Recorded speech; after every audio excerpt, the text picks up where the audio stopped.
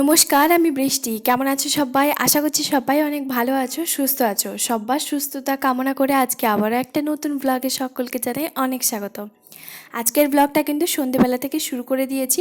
সেদিনকে না ওর যেহেতু বার্থডে ছিল, সেদিন তো সমস্ত কিছু ভেজ আইটেম হয়েছিল। ভেজ বলতে পারো, আমার হাজব্যান্ডের কাছে হচ্ছে আদা রসুন পেঁয়াজ সমস্ত কিছু পড়বে, তবে চিকেন আর মাটনটা হবে না বা মাছটা হবে না।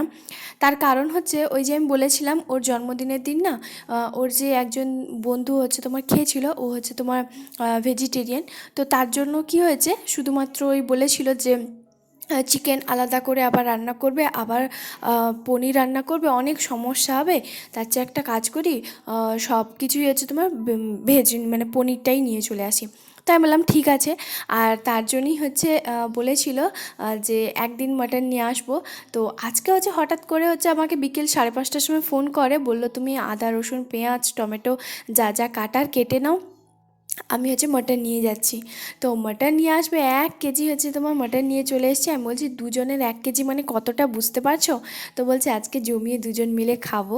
তো আর জানো তো, আমি আর কিছুদিন পরে বাড়ি যাব। তো সেই বাড়ি যে যাব, তো তখন তো আর মাটনটা ও নিয়ে এসে একা একা রান্না করতে পারবে না।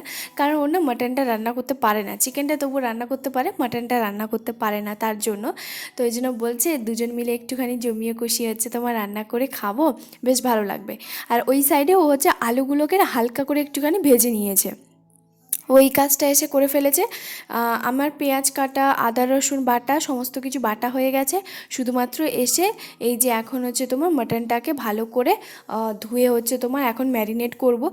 টক দই নিয়ে আসেনি, কিন্তু টক দই না নিয়ে এসে এত সুন্দর হয়েছিল মাটনটা, সত্যি মানে জাস্ট দারুণ দারুণ হয়েছিল।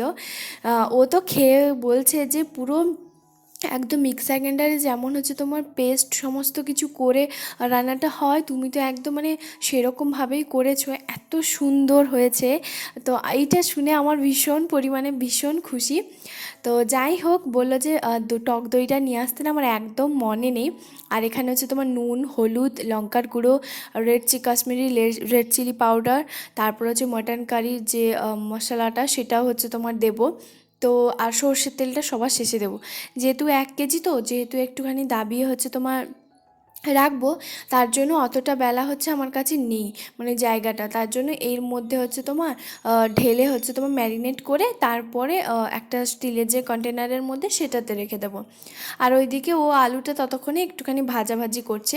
তো আলুটা বলেছি খুব একটা ভাজতে না, আলুটাও বলছে একদম গোটা গোটা আছে, কিন্তু হাত দিয়ে অল্প একটু চাপ দিলেই হচ্ছে তোমার মানে অটোমেটিক গলে যাচ্ছে, এত সুন্দরভাবে হচ্ছে আজকে সত্যি মাটনটা রান্না হয়েছে। পেঁয়াজ আজকে যথেষ্ট পরিমাণে দিয়েছি, মানে পেঁয়াজটা একটু বেশি দিয়েছি, যেহেতু 1 কেজি মাটন একটু তো বেশি দিতেই হবে। আর ও না আমাকে বলেছিল যে পেঁয়াজটা মানে ও না গ্রেভি গ্রেভি একটু খেতে ভালোবাসে, সে মাছের ঝোল হোক চিকেন হোক মাটন হোক যাই হোক না কেন, পাতলা পাতলা ঝোলটা ও একদমই পছন্দ করে না। আর সবার শেষে একটুখানি গরম মশলা দিলাম। তো এবারে সব কিছু দিয়ে এখন ভালো করে ম্যারিনেট করে রেখে দেবো। আর হ্যাঁ, এই যে রেড চিলি পাউডারটাও দিলাম একটু কালার আসার জন্য।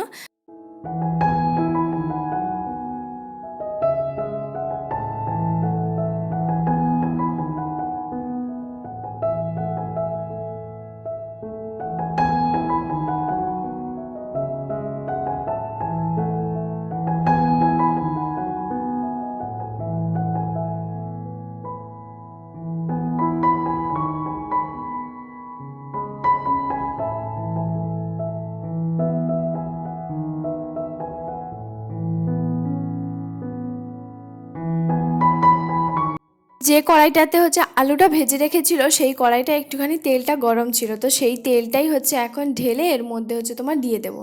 তো ওই জন্যই হচ্ছে তারপরে যে মাটনটা যে ম্যারিনেট করে রেখেছিলাম সেই মাটনটা এর মধ্যে হচ্ছে তোমার দিয়ে কিছুক্ষণের জন্য দাবিয়ে হচ্ছে তোমার রেখে দেবো। ততক্ষণে মশলাটা যতক্ষণ কষাতে সময় লাগবে, মশলা কষাতে তো তবুও বেশ খানিকটা সময় লাগবে। আর এই যে 1 কেজি মাটন পুরো একদম ভর্তি করে মাটনটা বললো যে খুবই সুন্দর নিয়ে এসছে, বেশি একটা হাড় হাড়ে নিয়ে আসেনি। তো শেষের দিকে গেছে তো তার জন্য। তো যাই হোক, বেশ ভালোই হচ্ছে তোমার মাটনটা নিয়ে এসছে, এখানকার মাটন সত্যি ভীষণ পরিমাণে ভালো। যাই হোক, এখন কিন্তু কড়াইতে হচ্ছে তোমার তেল আরও কিছুটা দিয়ে এখন হচ্ছে পেঁয়াজটাকে ভাজবো। আর ওই যে দেখো একদম হালকা করে আলুটা ও কিন্তু ভেজে দিয়েছে, ওকে আমি যেমনটাই বলেছিলাম। তো বলছে যে এইরকম ভাজবে, আমি বললাম হ্যাঁ এইরকমই থাকুক, যখন খাবে তখন বলবে। একটু আজকে অন্যরকমভাবেই বানাবো। তো এই যে দেখো অল্প একটুখানি কালারের জন্য চিনিটা দিয়েছি। আর ও এখন ঘরের মধ্যে যাচ্ছে। ওকে আমি বললাম তুমি কি কিছু খাবে, বলছে না একদমই আমি কিছু খাবো না, একদম হচ্ছে রান্নাবান্না হয়ে গেলে তারপরে খাবো। আর এখন কটা বাজে, এখন ওই 6:30 মতন বাজে। আর গোটা গরম মশলা এখন দিয়ে অল্পতে একটু চিনিটা দিলাম, চিনিটা একটু যেই গলে গেছে অল্প হচ্ছে তোমার গোটা গরম মশলা, দারচিনিটা একটু বেশি দিয়েছি, এলাচ দুটো দিয়েছি, লবঙ্গ একটা দিয়েছি। তো এইগুলো দিয়ে কিছুক্ষণের জন্য নাড়াচাড়া করে তারপরে পেঁয়াজটা দেবো।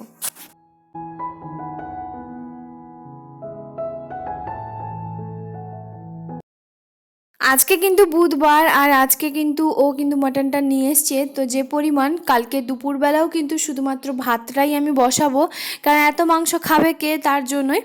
আর এই যে দেখো এখন হচ্ছে বেশ খানিকটা হচ্ছে তোমার পেঁয়াজ হচ্ছে তোমার আমি কেটে রেখেছিলাম, তো সেটাই এখন কড়াইতে দিয়ে দিয়েছি। এবার ঢাকাটা দিয়ে হচ্ছে তোমার ভালো করে যতক্ষণ পেঁয়াজটা ভালোভাবে গলে না যাচ্ছে ততক্ষণ পর্যন্ত রান্নাটা করে ফেলবো।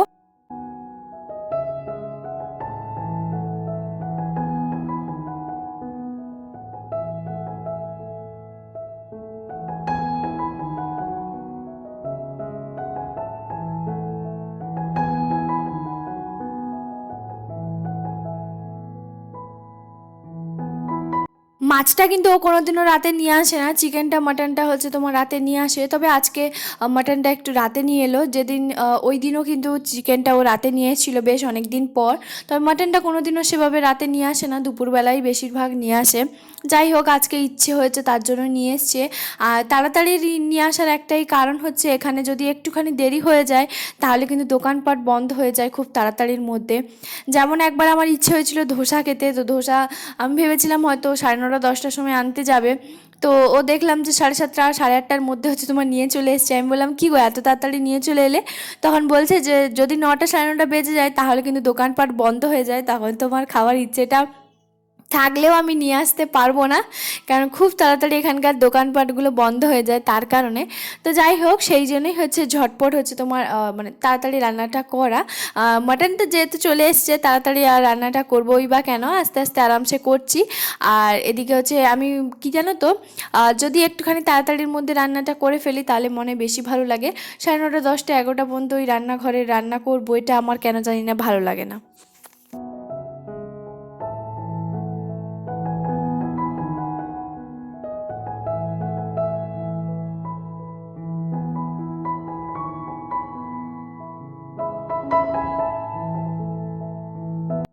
বিয়ের আগে জানো তো কোনো দিনও হচ্ছে রান্নাঘরে আমি ঢুকিনি।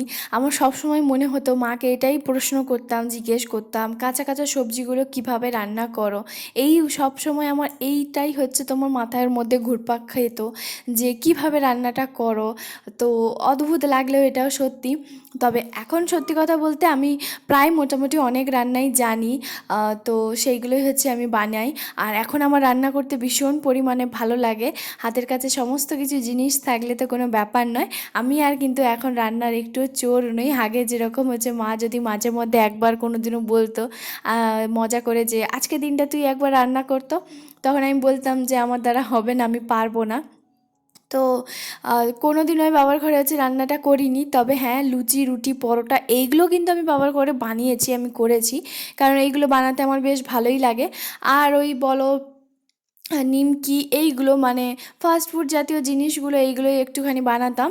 তবে এইরকম সবজি মাছ এইগুলো কিন্তু কোনো কিছুই জানি না। যেটা আমি একদমই পারি না সেটা হচ্ছে মাছ কাটতে। আর এখনও পর্যন্ত বিয়ের এতগুলো বছর হয়ে গেল আমি মাছটা কাটি না, যেহেতু বিয়ের পর থেকেই বাইরে বাইরে আছি। তো বাইরে কেটে কখনোই হচ্ছে গোটা মাছ তো নিয়ে আসাই যায় না। তো মাছগুলোই হচ্ছে তোমার কেটেই দেয়। তো ওই জন্যই হচ্ছে আমি মাছ কাটাটা এখনও পর্যন্ত শিখিনি। আর আমার মনে হয় মাছ কাটাটা আর শিখিয়ে আর কোনো লাভও নেই, কারণ বাড়ি গেলেও হচ্ছে ওই যখন বাজার করে নিয়ে আসে ওই হচ্ছে মাছটা কেটে নিয়ে আসে। আর এখন আমার মনে হয় বাড়িতেই হচ্ছে কম জন হচ্ছে মাছ কাটে, মানে মা কাকিমা ওরা হয়তো মাছ কাটে, তবে আমি তো কোনোদিনও মাছ বাড়িতে কাটতেই জানি না, আর আমি কাটিও নি কোনোদিনও। একজন হচ্ছে দিদিভাই আমাকে কমেন্ট করেছিল যে আমার এখানকার হচ্ছে হোম ট্যুরটা দিতে, তবে আমি চেষ্টা করব যে হ্যাঁ হোম ট্যুরটা দেওয়ার জন্য। আর কিছুজন হচ্ছে তোমার লিখেছিল যে দিভাই তোমার স্কিন কেয়ারটা দেখাতে, তাহলে আমি নিশ্চয়ই স্কিন কেয়ারটা দেখাবো, কিন্তু একটুখানি অপেক্ষা করো, নিশ্চয়ই তোমাদের সঙ্গে আমি শেয়ার করব।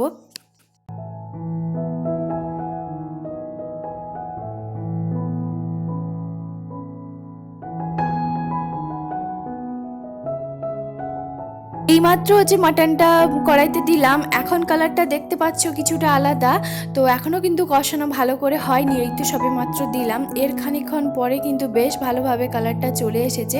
যত কিন্তু ভালোভাবে কষানো যায় কালারটা কিন্তু বেশ ভালোভাবে আসে, বেশ দারুণ লাগছে। তো এখন হচ্ছে কালারটা দেখে সত্যি ও তো পাশ থেকে বলছে যে গন্ধটা তো ভীষণ সুন্দর আসছে। আমি বলছি এই যে বলে দিলে কি যে হবে, আমার তো ভয় লাগছে।